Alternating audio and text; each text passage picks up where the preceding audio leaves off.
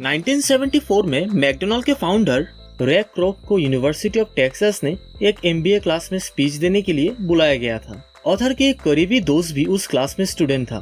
रे क्रॉक की inspirational speech के बाद स्टूडेंट ने उन्हें बियर पीने के लिए रिक्वेस्ट की और उन्होंने खुशी खुशी मान भी लिया। रे अपने हाथ में एक बियर लेके स्टूडेंट से पूछा, क्या तुम सबको पता है कि मेरा बिजनेस क्या है? पहले तो सब हंसने लगे। फिर एक स्टूडेंट ने कहा, रे, इस दुनिया में ऐसा कौन है जो ये नहीं जानता है कि आप हैमबर्गर के बिजनेस में हैं? रे ने हंस के कहा, मुझे मालूम था कि तुम सब यही कहोगे। फिर उन्होंने कहा, लेडीज एंड जेंटलमैन, मैं हैमबर्गर के बिजनेस में नहीं हूँ, मेरा असली बिजनेस है रियल एस्टेट। रे ने कुछ टाइम लेके उनके व्यू पॉइंट्स को उन स्टूडेंट्स को समझाया। रे जानते थे कि उनके बिजनेस का प्राइमरी फोकस हैमबर्गर फ्रेंचाइजी बेचना था, लेकिन वो कभी भी उनके फ्रेंचाइजी का लोकेशन को नहीं छोड़ते थे, क्योंकि उन्हें पता था कि उनके हर एक फ्रेंचाइजी की सक्सेस के पीछे उसके लैंड और लोकेशन सबसे इम्पोर्टेंट फैक्टर है। बेसिकली जो आदमी मैकडोनाल्ड फ्रेंचाइजी को बाय करता था, वही उस फ्रेंचाइजी के अंडर रियल एस्टेट को भी रे क्रॉक ऑर्गेनाइजेशन से बाय करना पड़ता था। इसीलिए आज मैकडोनाल्ड दुनिया के सबसे बड़े रियल एस्टेट का अकेला मालिक है। आज मैकडोनाल्ड अमेरिका और दुनिया की दूसरे देश का मोस्ट वैल्यूएबल इंटरसेक्शंस और स्ट्रीट कॉर्नर्स ओन करते हैं। ऑथर की दोस्त के लिए ये एक बहुत ही इम्पोर्टेंट लेसन था। आज उनके दोस्त के पास कार वॉश का बिजनेस है, पर उसका असली बिजनेस है कार वॉश गैराज के नीचे का रियल एस्टेट।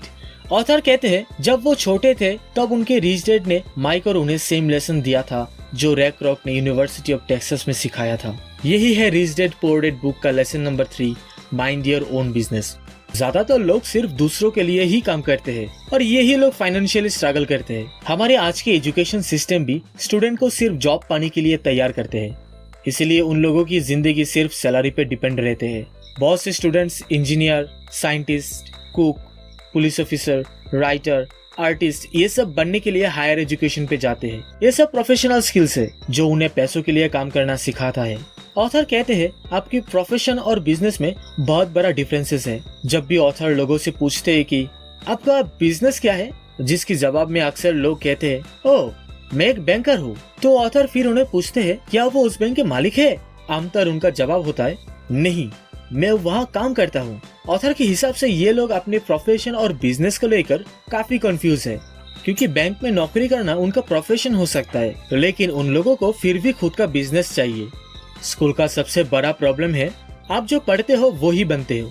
फॉर एग्जाम्पल, अगर आप कुकिंग लेके पढ़ते हो तो आप शेफ बनते हो, अगर आप लॉ पढ़ते हो तो आप अटॉर्नी बनते हो, अगर आप ऑटो मैकेनिक्स पढ़ते हो तो आप मैकेनिक बनते हो। और क्योंकि ये सब प्रोफेशनल स्किल्स है और प्रोफेशनल स्किल्स लोगों को पैसों के लिए काम करना सिखाते हैं, इसीलिए लोग खुद के लिए काम करने की बजाय दूसरों के काम पे ज्यादा ध्यान देते हैं और दूसरों को अमीर बनाते हैं। अगर किसी को फाइनेंशियली सिक्योर होना है तो उन्हें पहले अपने काम में काम रखना होगा, अर्थात उनका सारा फोकस अपने एसेट कलम पे रखना होगा। गरीब और मिडिल क्लास लोगों का कोई फाइनेंशियल फाउंडेशन नहीं होता है और इसीलिए वो लोग रिस्क लेने से डरते हैं। क्योंकि ये लोग रिस्क लेना नहीं चाहते हैं, इसलिए वो लोग सेफ खेलने के चक्कर में जॉब सिक्योरिटी में बंधे रहते हैं। लोग जब काम से निकल देने की वजह से फाइनेंशियली स्ट्रगल करते हैं, तब उन्हें अपने सो कॉल्ड एसेट्स जैसे कि उनके बड़े घर, महंगी कार का असली वैल्यू समझ में आता है, जो उनके पॉकेट से हर महीने पैसा निकालवाता है। भले ही आप दिन में जॉब करें, लेकिन आपको अपना एसेट कलम पे फोकस रखना चाहिए। रियल एसेट्स को बाय करना शुरू करें और लायबिलिटीज का कम कर दे। जब आप एक नई कार खरीदते हैं तब उसकी कीमत 25% कम हो जाता है, इसलिए कार एक असली एसेट नहीं है।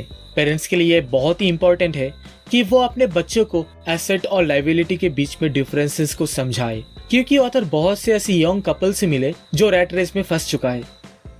आप चलिए देखते हैं कि ऑथर हमें किस तरीके के एसेट्स को बाय करने की बात कर रहे हैं। नंबर 1, ऐसा बिजनेस जो हमारे खुद के है लेकिन उस बिजनेस को कोई और मैनेज कर रहा है। Number 2, stocks. Number 3, bonds. Number 4, income generating real estates. Number 5, royalties from intellectual property such as music, scripts and patents. जब ऑथर छोटे थे तब उनके हाईली एजुकेटेड डैड चाहते थे कि वो एक सेफ जॉब ढूंढे, और दूसरी तरफ उनके रिच डैड कहते थे कि वो उन एसेट्स को बाय करे जो उन्हें पसंद हो। क्योंकि ऑथर को बिल्डिंग्स और लैंड्स पसंद था, इसलिए ही वो रियल एस्टेट बाय करते थे।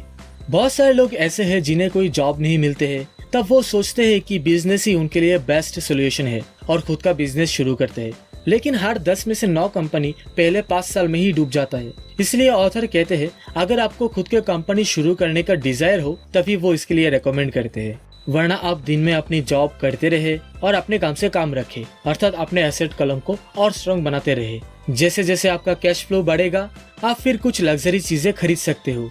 लेकिन हमेशा याद रखना, अमीर लोग पहले एसेट्स बाय करते हैं फिर लग्जरीज बाय करते हैं, अर्थात अमीर लोग लास्ट में लग्जरीज बाय करते हैं और दूसरी तरफ गरीब और मिडिल क्लास लोग पहले लग्जरीज बाय करते हैं। ये लोग दिखाने के लिए अमीर बनते हैं लेकिन असल में ये लोग कर्ज में डूबे रहते हैं। अगर ऑथर और उनके वाइफ को कुछ लग्जरीज बाय करना है तो पहले वो इनकम जनरेट करने वाला एसेट्स बाय करते हैं। एक बार उनकी वाइफ किम को मर्सिडीज बाय करना था, इसलिए उन्होंने पहले रियल एस्टेट में इन्वेस्ट करा। जब उनके रियल एस्टेट से एक्स्ट्रा इनकम जनरेट होने लगे तब किम ने उस मर्सिडीज को खरीदा। हालांकि इसके लिए उनको 4 साल वेट करना पड़ा। ज्यादातर लोग ऐसा नहीं करते हैं। अगर उन्हें कोई कार पसंद आए तो वो लोग फट से जाके उसे बाय कर लेते हैं और फिर वही लोग फाइनेंशियली स्ट्रगल करते हैं। इसलिए ऑथर कहते हैं पहले इनकम जनरेट करने वाला एसेट्स बाय करना चाहिए और बाद में लग्जरीज खरीदना चाहिए। तो दोस्तों ये था rich dad poor dad book का चैप्टर नंबर 3।